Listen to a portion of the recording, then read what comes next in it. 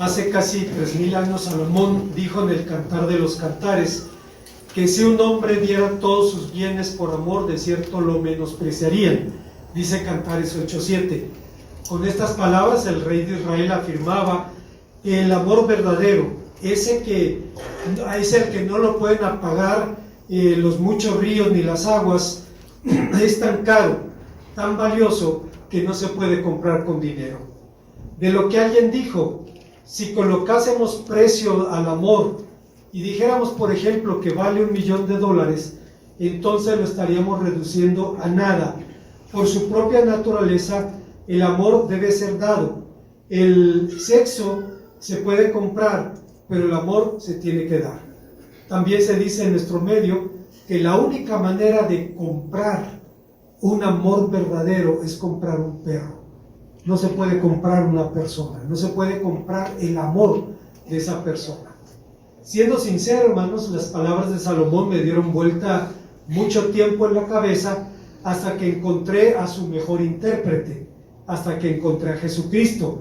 Las palabras de Salomón cifran la actitud del que está dispuesto a dejar su trono y su gloria para asumir un sacrificio supremo, dar su vida para la gloria de Dios. Pero estas palabras valen también para todo aquel discípulo que con sus actitudes y sus hechos muestra conformidad con el espíritu y con las actitudes del Maestro. Una de estas personas fue una mujer llamada María de Betania.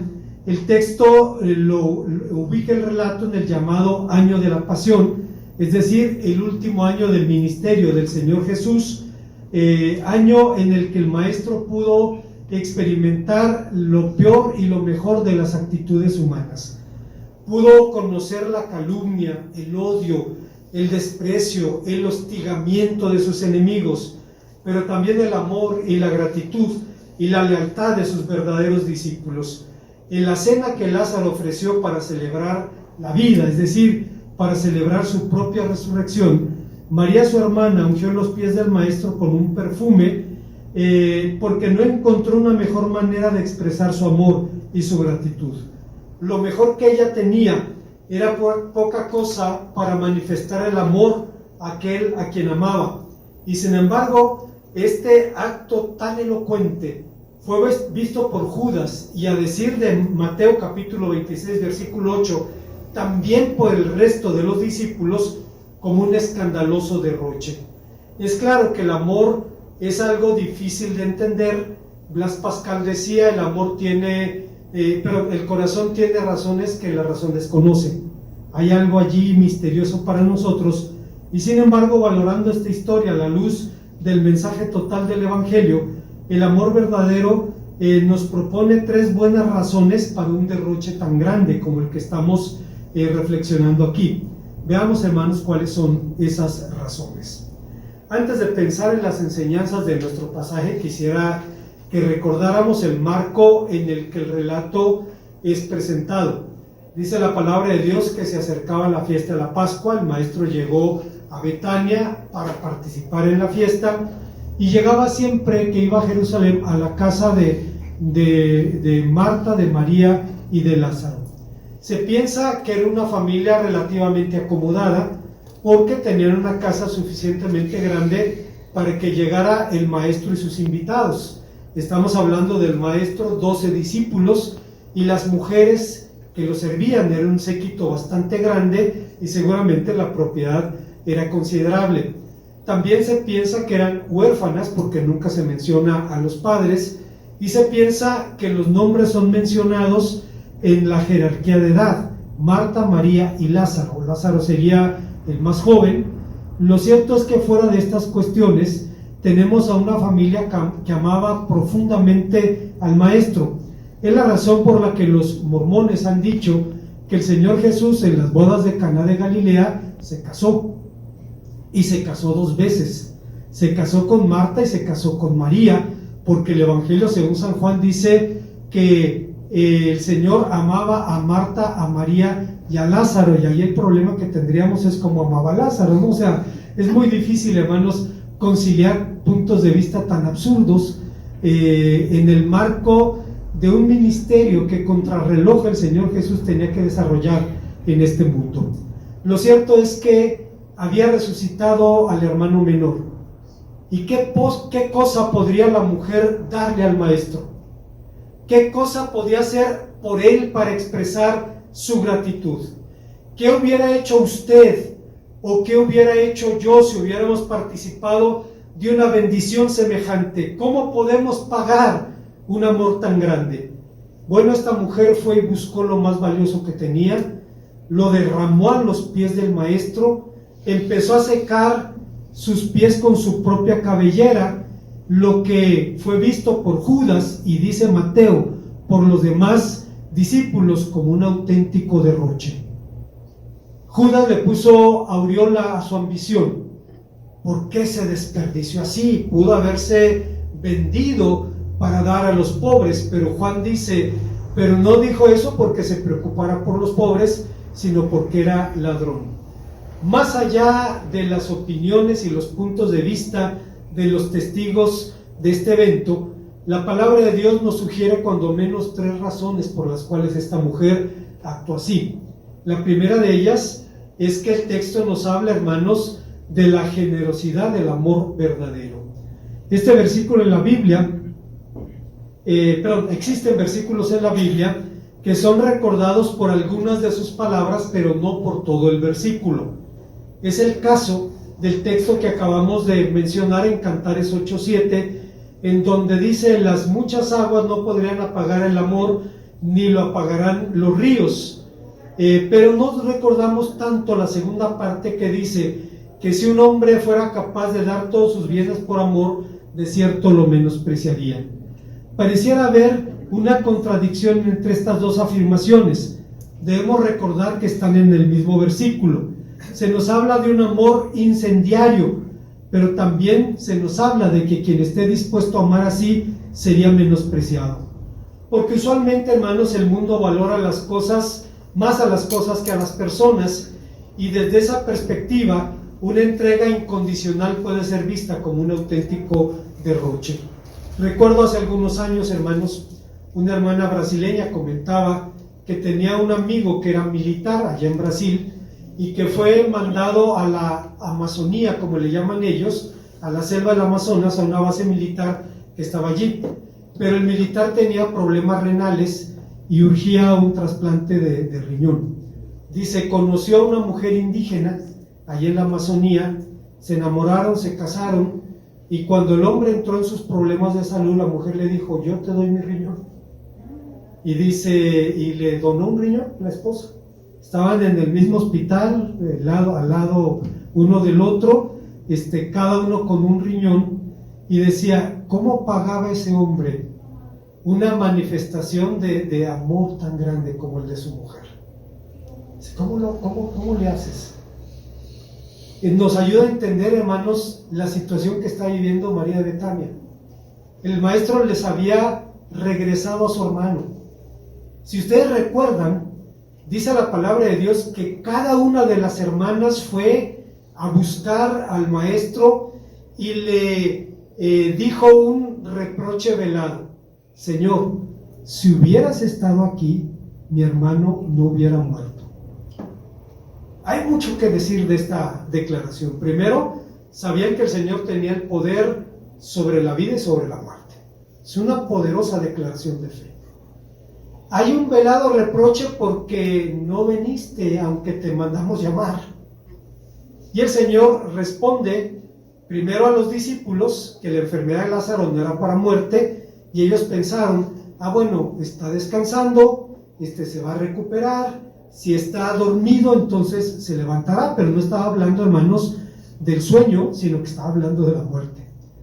El Señor Jesús también dijo a las mujeres, yo soy la resurrección y la vida, el que cree en mí, aunque esté muerto, vivirá. ¿Crees esto? Y las mujeres respondieron, sí, yo sé que nos resucitarás en el día postrero. Pero el Señor estaba hablando de lo que iba a hacer con Lázaro de Betania. Lo cierto, hermanos, es que la figura de Lázaro en el sepulcro es una figura elocuente de la realidad del hombre sin Cristo. Está muerto, está sepultado, está atado por vendas, no se puede mover, no puede salir de allí. es necesario que el maestro ordene que quiten la roca de la entrada y pueda decirle: Lázaro, sal fuera. Y entonces Lázaro, luchando con todo lo que le envolvía, salió, aún a pesar de la objeción de aquellos que le dijeron: Señor, ya hiede. La latitud de Israel es la latitud de Tijuana. Es un clima tórrido. Una persona después de 3 días de sepultada no es algo muy agradable de estar en ese lugar. Y sin embargo, el hombre sale y puede mostrar el poder, la grandeza del amor y de la misericordia de nuestro Dios. Esto, hermanos, nos lleva obviamente a pensar en el pasaje que estamos mencionando, y nos lleva a la necesidad de las definiciones. ¿Qué es un derroche? La palabra derroche viene del latín, se deriva del prefijo latino que significa de arriba abajo, y del sustantivo roche, que significa piedra, y habla de algo, despreciar algo, gastarlo, usarlo en exceso, por lo que el concepto suele tener una valoración negativa. Obviamente dicha valoración depende de cada persona o grupo. De entrada, la experiencia y el sentido común nos advierten contra los peligros de los derroches, y seguramente en la Biblia la imagen más gráfica de esta actitud es la parábola del hijo pródigo. Aunque pródigo suele tener una connotación positiva, significa generoso, la verdad es que en este contexto adquiere una negativa, porque dice la palabra de Dios que el hombre se fue lejos, desperdició sus bienes y viviendo perdidamente. Como consecuencia, la miseria y el infortunio vinieron sobre él, y el adjetivo pródigo puede tener entonces el sentido de dadivoso, generoso, pero en este caso su prodigalidad significaba irresponsabilidad. Si a eso le sumamos, hermanos, la situación del hermano bueno, que juzgó por proyección. Nadie mencionó esto hasta que el hermano dijo: gastó el dinero con prostitutas. Nadie lo había mencionado, nada más él. Lo que a él le dolía era eso, que él hizo lo que él no hacía o no podía hacer. A veces, hermanos, juzgamos en los otros lo que vemos en nosotros mismos. San Pablo lo dice: ¿quién eres tú? Dice que juzgas cuando lo mismo que juzgas haces. Es un mecanismo muy truculento de la mente humana, y suele suceder cosas así. Pero regresando a nuestro relato, el texto cifra las razones por las que María hizo lo que parecía un exceso. Logró la provisión del Señor Jesús y la honra de su pueblo. Seguramente la mejor vía para conocer las razones de sus hechos es conocer a la protagonista y la clase de relación que estableció con el maestro. De todas las mujeres descritas en los relatos evangélicos, la que es reflejada con mayor claridad es María de Betania, incluso más que María de Belén, incluso más que la madre del Señor. En esta narración destaca la liberal actitud de María, al derramar un perfume de nardo puro a los pies del maestro, cuyo precio equivaldría más o menos a un año de sueldo de un jornalero. Pero este acto simplemente era una manifestación de su conocida devoción por el Señor Jesús, la cual en su momento suscitó conflictos familiares. Según Lucas 10:40, Marta se veía abrumada por los afanes de la hospitalidad, y dice la palabra de Dios que cuando el maestro llegaba y empezaba a enseñar, su hermana menor se sentaba a los pies del maestro escuchando extasiada sus enseñanzas. Y entonces la mujer no sabía cómo reprocharle y quiso subir al Señor Jesús al ring cuando le dice: Señor, ¿no te da cuidado de que mi hermana me deje sola? El problema no era el maestro, no tenía por qué subirlo al ring o hacerlo partícipe de la pelea. Dile pues que me ayude. La respuesta del Señor fue afanada y turbada está por muchas cosas, pero una sola cosa es necesaria: María ha escogido la buena parte que no le será quitada. Resulta pues evidente que si bien cada una de las hermanas hablaba un lenguaje del amor diferente, pues una expresaba su amor en actos de servicio y la otra en tiempo de caridad. Ambas, sin embargo, compartían junto con Lázaro un innegable amor por el Maestro.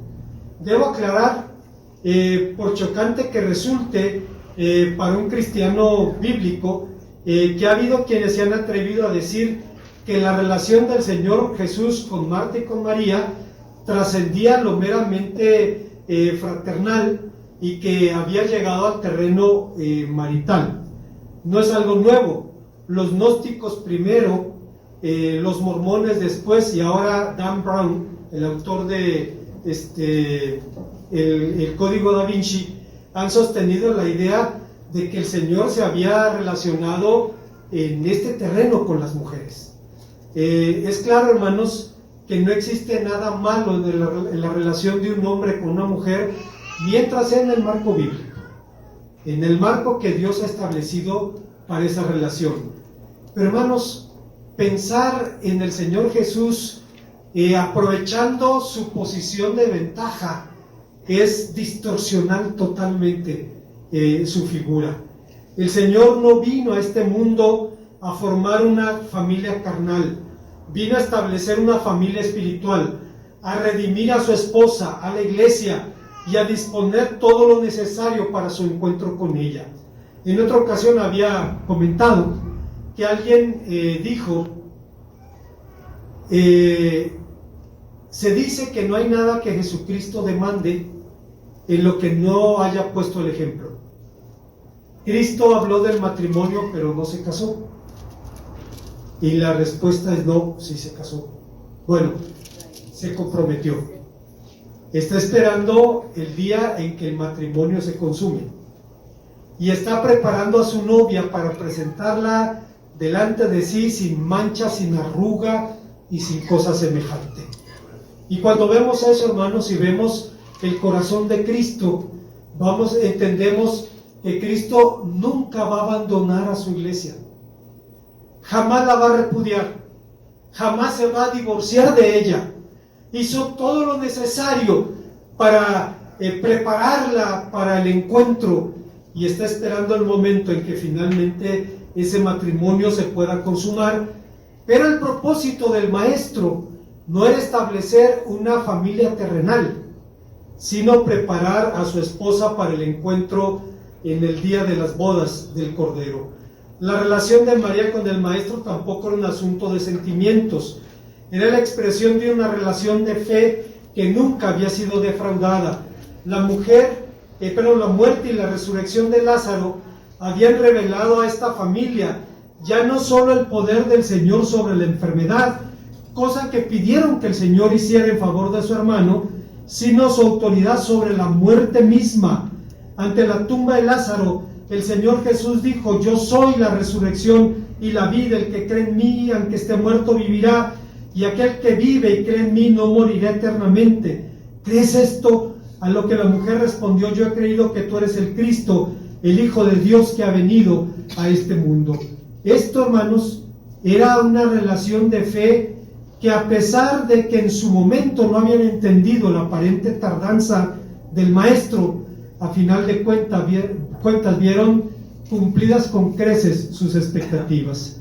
Por lo anterior, en el mejor de los casos, si el amor cristiano es apenas un pálido reflejo de una realidad previa, de la que el Evangelio dice, llamaba a Jesús a Marta, a María y a su hermano. Entonces, es apenas un pálido reflejo.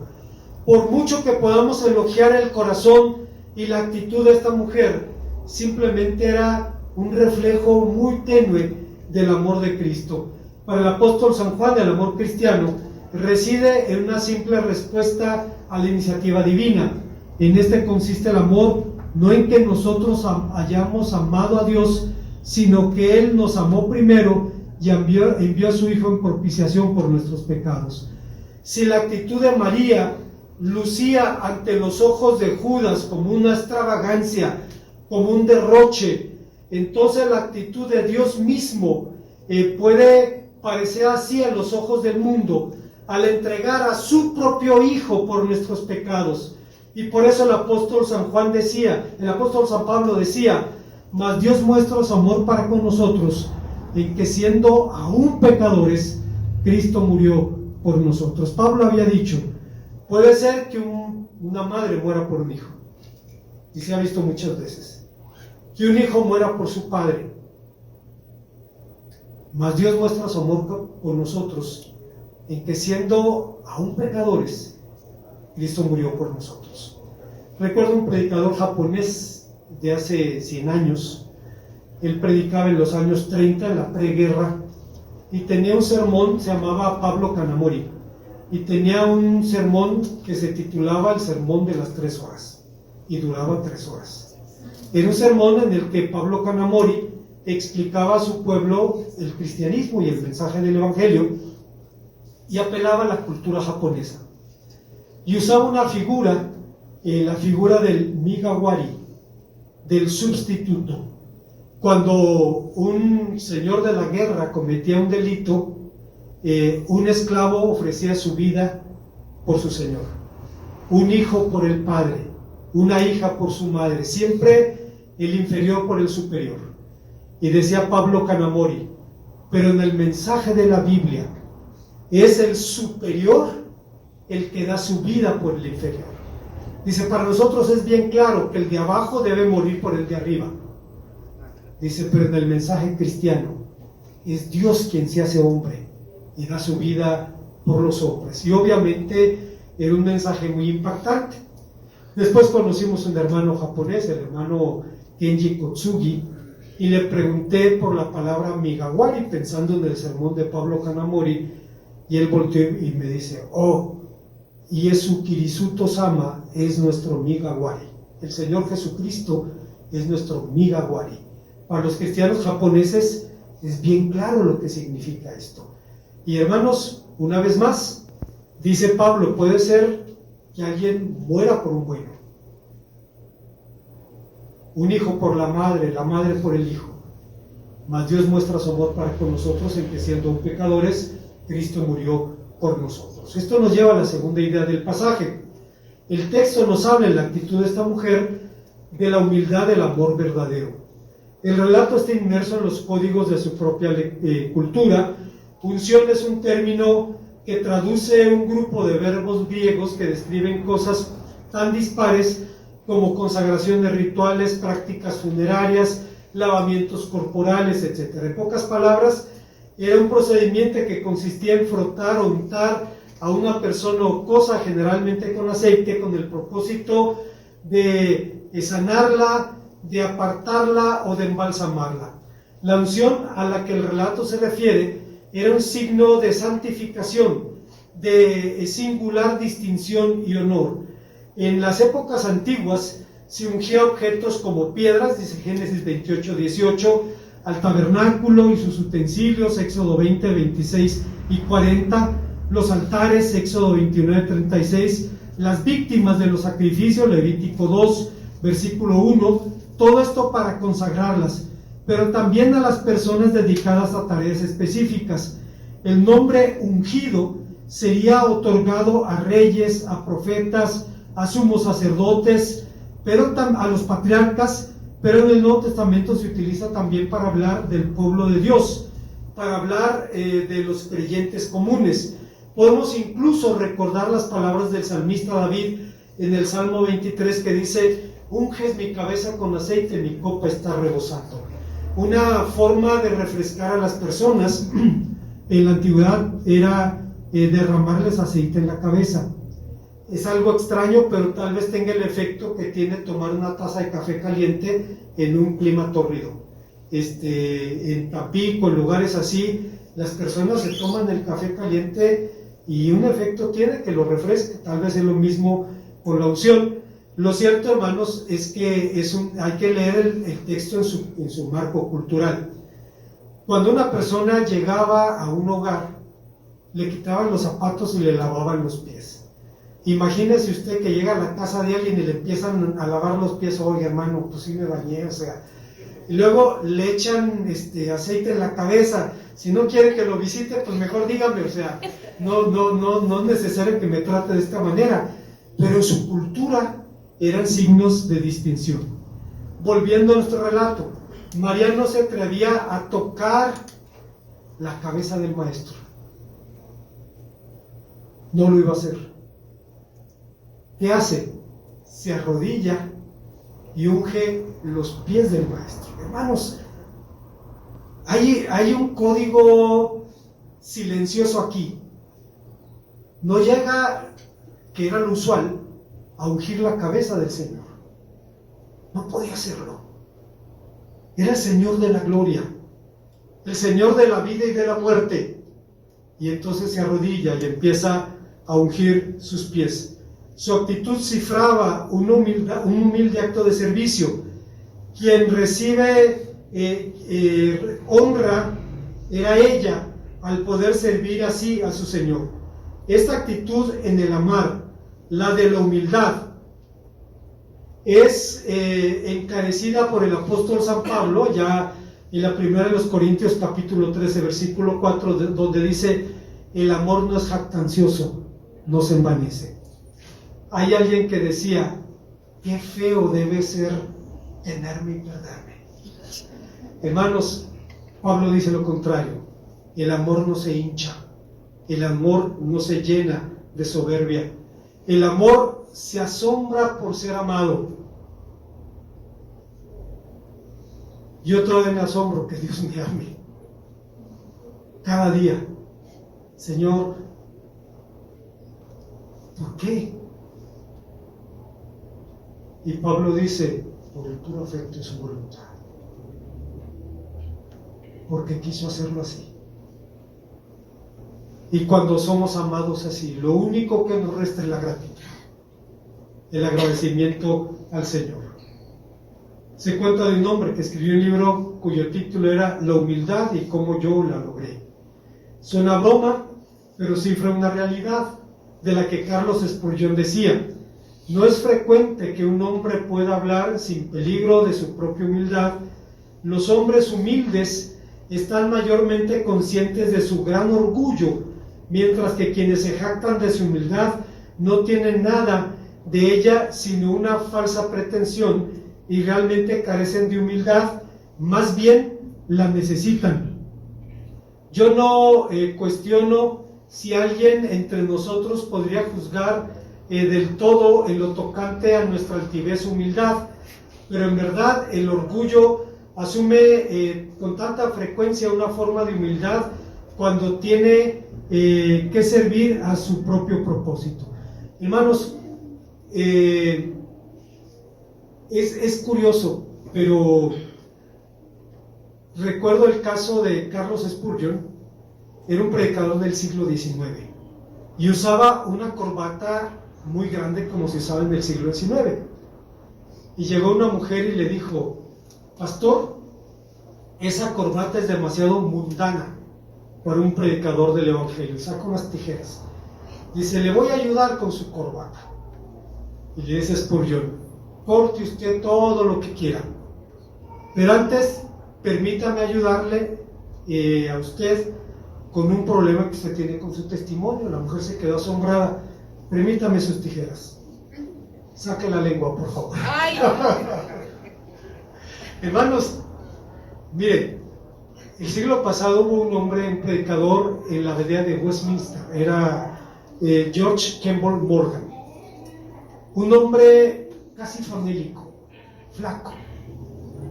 Era evidente que controlaba lo que comía, humilde, sencillo. Y alguien empezó a pensar: es que el hermano Morgan debe tener un defecto, y lo estuvo monitoreando por semanas y semanas hasta que llegó a una conclusión: ya sé cuál es su defecto, le gustan las corbatas caras. Ese era su defecto. Hermanos, así pasa, ¿no? Hay personas que cuando alardean su humildad están expresando, proyectando su propia soberbia. Pero la humildad va mucho más allá de una actitud externa. Ocupa un lugar central en el mensaje bíblico. Si bien, como ocurre en nuestro idioma, la humildad suele ser asociada con la pobreza, material, el término precisa sobre todas las cosas una actitud del espíritu. Significa la radical entrega a Dios de quien espera todo de Él y nada de sí. El humilde pone su esperanza en Dios y no en las cosas temporales. Solo a Dios lo reconoce como su sumo bien. El Señor Jesús es descrito por tal motivo como manso y humilde de corazón, y su misión como la de alguien que vino a servir y no ser servido, sino dar su vida en rescate por muchos. Así que desde su manera de obrar y su porte hasta su entrada triunfal a Jerusalén, llevan la marca, llevan la impronta de su propia humildad. El profeta lo había dicho en el capítulo 42, versículo 3 de Isaías: no gritará ni alzará su voz, ni hará oír en las calles su voz, no quebrará la caña cascada, ni apagará el pábilo que humea, y por medio de él traerá la justicia. Lo que estaban hablando el profeta y los demás profetas era precisamente de esa actitud del Señor Jesús, que la vemos allí. En su encarnación, su humanidad veló su gloria, escondió su gloria, siguió siendo Dios hecho hombre, pero su humanidad impidió que muchos lo reconocieran. Otros lo hicieron, y no fue por mérito propio.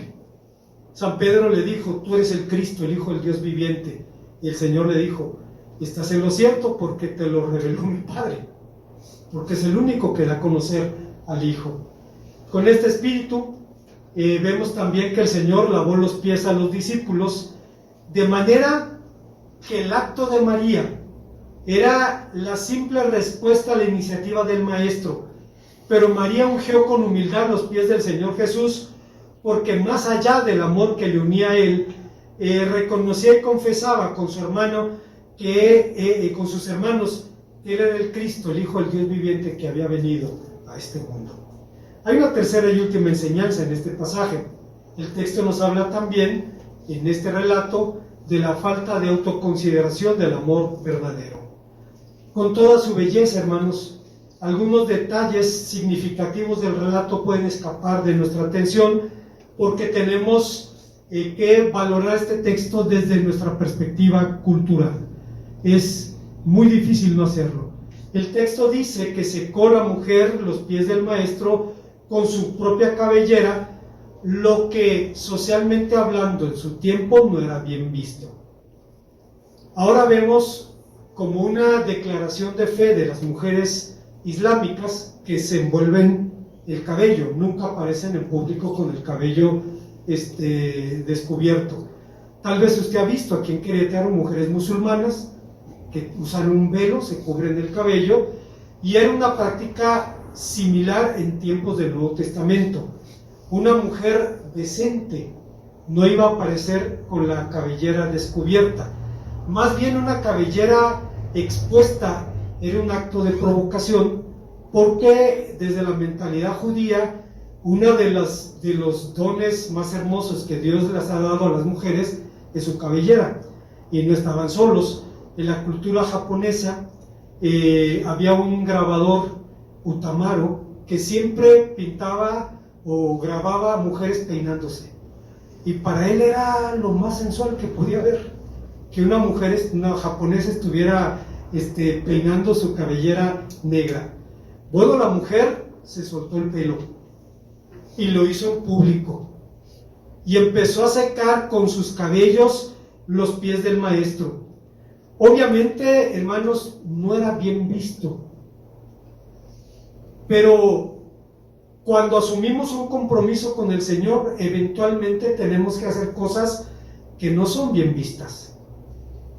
Hay lugares donde no es bien visto ser evangélico.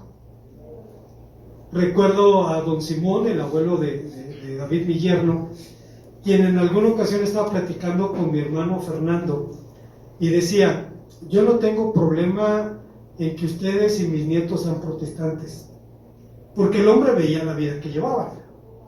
Decía: mis mejores nietos son los protestantes, son profesionistas, son estudiosos, o sea, y veo a los sobrinos y no hay comparación. Dice, yo estoy orgulloso de mis nietos.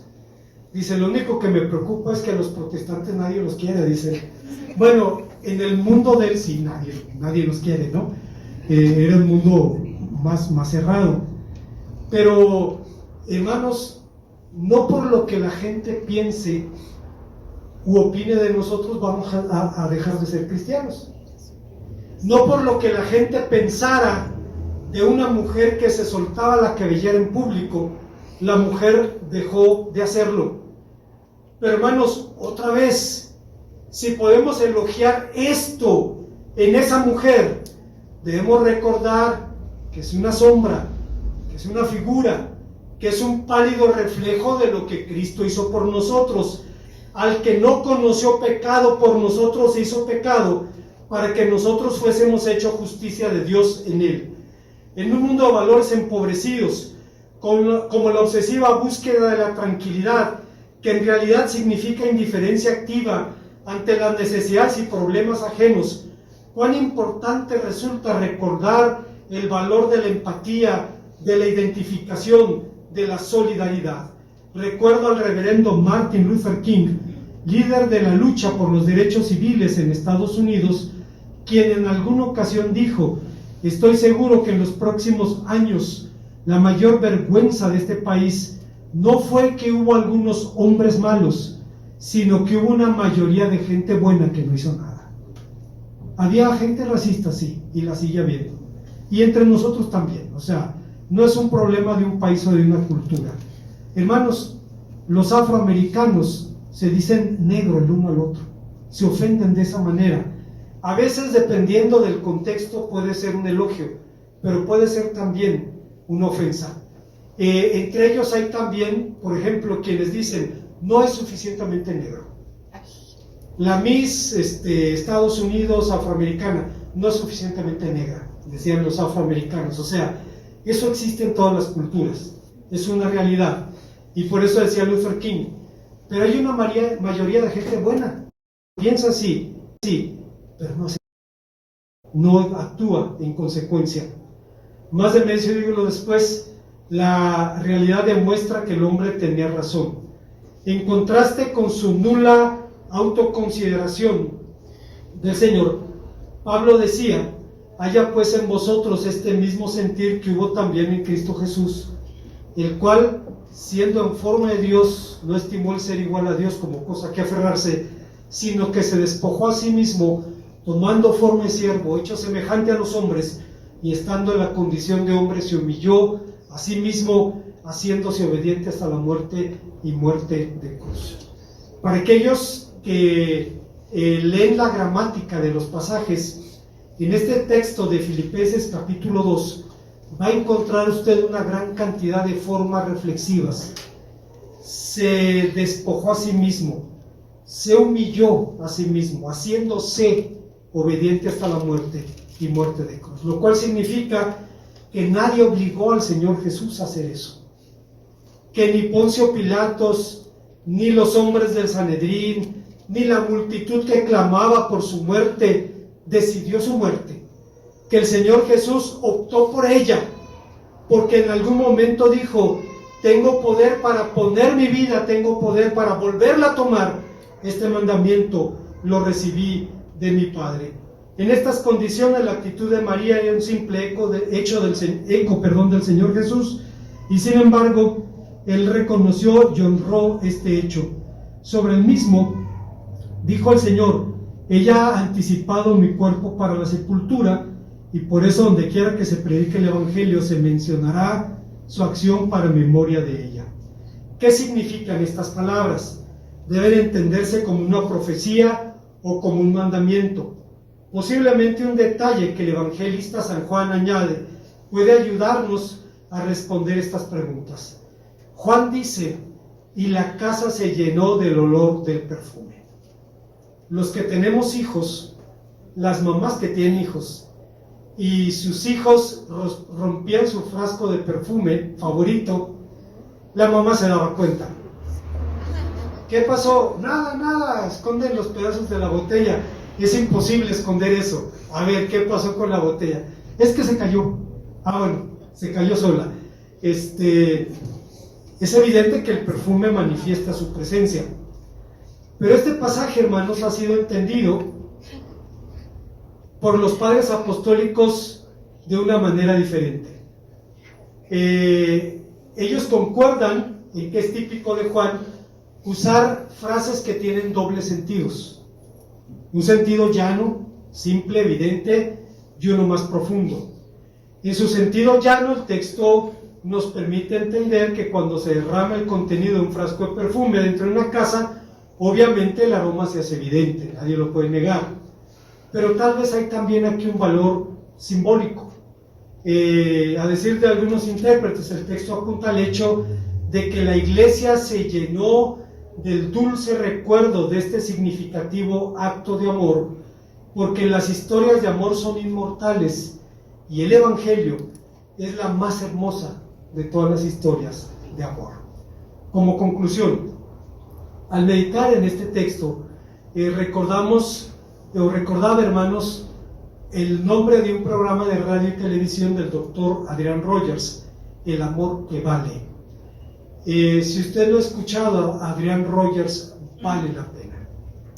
Hermanos, cuando yo lo escucho, mi corazón se edifica. Al escuchar Biblia cruda, o sea, la palabra de Dios allí, con sus promesas y con sus demandas. Ahora mi hermano está en la presencia del Señor, pero sus sermones siguen hablando por él después de tanto tiempo. Un profeta verdadero al que seguiremos extrañando, aunque sus reflexiones siguen hablando después de muerto. Pero más allá de estas cuestiones, el nombre amor que vale, el amor que vale, implicaría la idea de que hay amores que no valen, porque estamos contrastando. Y al hablar del amor verdadero, estamos hablando también, tácitamente, de que hay amores que no son verdaderos. Decimos esto porque al iniciar la última etapa del ministerio terrenal, el Señor Jesús se encontró con lo mejor y lo peor de las actitudes humanas. Conoció el rencor de sus enemigos gratuitos, el acoso, la calumnia de sus adversarios, pero también el amor y la lealtad y la devoción de sus verdaderos discípulos. Entre ellos destaca María de Betania, la hermana de Lázaro. La cena en que ofrecieron al Señor para celebrar la vida, derramó ese perfume de nardo a los pies del Maestro y secó el perfume con su propia cabellera. Para Judas fue un derroche, porque Cristo no valía 300 denarios para él. Lo vendió por 30. Lo vendió por 30. Lo que no deja de desconcertarnos, razón por la cual alguien dijo: a primera vista parece increíble e imposible que alguien pudiera seguir a Jesús como discípulo durante 3 años, ver sus milagros, escuchar sus enseñanzas, recibir respuesta a sus preguntas y terminar vendiendo a su maestro por 30 monedas de plata. Pero nadie necesita ser un Judas para pensar como él. A decir de Mateo, los demás discípulos se escandalizaron también cuando vieron eso. La codicia de Judas no tenía límites. Iba a vender al maestro por la 10ª parte del valor del perfume y le enojaba no poder echar mano a esa cantidad de dinero, aunque es claro que coronó su codicia con una aureola apelando a la caridad por los pobres. María sabía que siempre habría ocasión para mostrar bondad para los pobres, pero el ministerio del Señor Jesús se acercaba a su fin y era la oportunidad para que ella manifestara de esa manera su devoción. Sobre el propio amor, pero antes de esto, estaba en lo cierto San Agustín cuando dijo: la medida del amor a Dios es amarlo sin medida. Sobre su propio amor, sobre el amor del Señor Jesús, él mismo dijo: nadie tiene mayor amor que que dar su vida por sus discípulos. Así es que el pasaje, hermanos, me hace preguntarme: es evidente que todo lo que María hizo estaba proyectando el amor de Cristo. Siempre me he preguntado cuán consciente pudiera ser o no de esto, porque estaban en el desarrollo todavía de la crónica del Evangelio. Cristo todavía no moría, no resucitaba, no era glorificado. Y yo creo que más allá de pensar si estaba consciente de esto o no, hay un protagonista que interviene y nos ayuda a responder a esa pregunta, y es el Espíritu Santo. A final de cuentas, hermanos, el amor cristiano no es una imitación, es una impartición.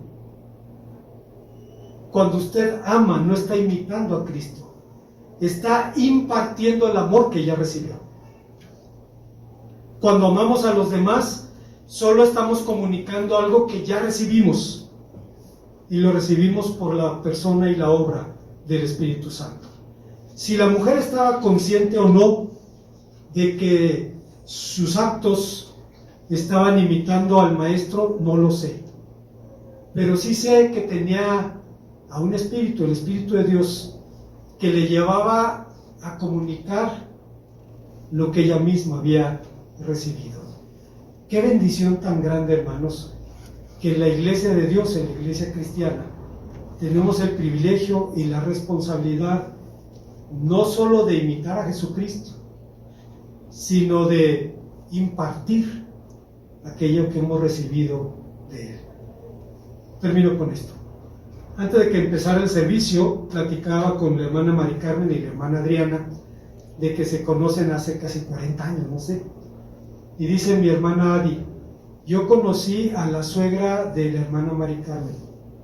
Dice, y yo no me di cuenta que era parapléjica. Dice, porque no la veías lamiéndose sus heridas, no la veías lamentando su condición. Una mujer tan alegre, tan feliz, proyectando a Cristo. Dice mi hermana Mari Carmen, dice, cuando conocí a mi viejo, dice, y vi su testimonio, me atarantó, dice, pero cuando vi a mi suegra, ella me remató. Dice, porque cuando vi cómo puedes estar en esa condición y vivir con esa actitud, dice, entendí, ella tiene algo que yo quiero tener. Y ese algo no es algo, es alguien. Es Jesucristo. Oremos al Señor. Gracias, Padre, te damos por tu palabra, porque nos permites una vez más venir ante tu presencia y escuchar, Señor, el testimonio de una mujer que no hizo sino imitar al Maestro, si consciente o inconsciente no lo sabemos, pero lo que sí sabemos es que el mismo Espíritu Santo la llevaba a impartir lo que había recibido. Permítenos hacer así, en Cristo Jesús. Amén. Seguimos, hermanos.